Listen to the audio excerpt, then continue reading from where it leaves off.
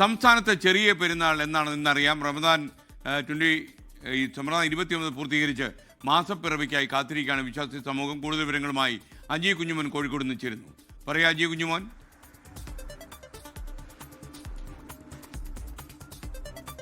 SKN 30 ദിവസത്തെ വ്രതാനുഷ്ഠാനങ്ങൾക്ക് പരിസമാപ്തി കുറിച്ചുകൊണ്ട് വിശ്വാസികൾ ചെറിയ പെരുന്നാളിനായി കാത്തിരിക്കുകയാണ്. ഇന്ന് ചന്ദ്രപ്പിറവി കണ്ടില്ലെങ്കിൽ നാളെ റമദാൻ 30 പൂർത്തിയാക്കി ശനിയാഴ്ചയായിരിക്കും ഒരുപക്ഷെ കേരളത്തിൽ ചെറിയ പെരുന്നാൾ ആഘോഷിക്കുക. ഇന്ന് ചന്ദ്രപ്പിറവി കണ്ടു കഴിഞ്ഞാൽ നാളെ ആകും ഒരുപക്ഷെ കേരളത്തിൽ ചെറിയ പെരുന്നാൾ ആഘോഷിക്കുക. ഇതുമായി ബന്ധപ്പെട്ട വിവിധ കേന്ദ്രങ്ങളിൽ തങ്ങൾമാരുടെയും ഒപ്പം തന്നെ ഖാസിമാരുടെയും നേതൃത്വത്തിൽ ഒരുക്കങ്ങളും ഒപ്പം തന്നെ വിശകലനങ്ങളെല്ലാം നടത്തിക്കഴിഞ്ഞു. വിപുലമായ ഒരുക്കങ്ങൾ കാപ്പാടും ഒപ്പം കടലുണ്ടിയിലും പാണക്കാടും അടക്കം ഒരുക്കിയിട്ടുമുണ്ട്.